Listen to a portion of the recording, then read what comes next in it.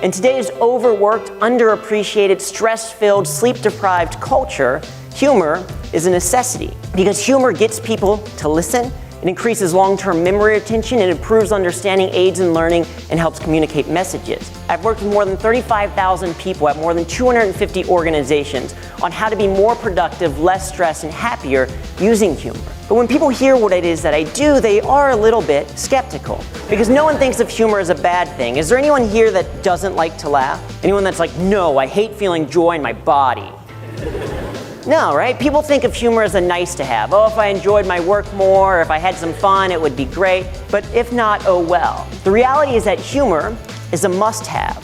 And people can take an improv class or you can try stand-up comedy, but we can also just be more aware of how we create humor every single day.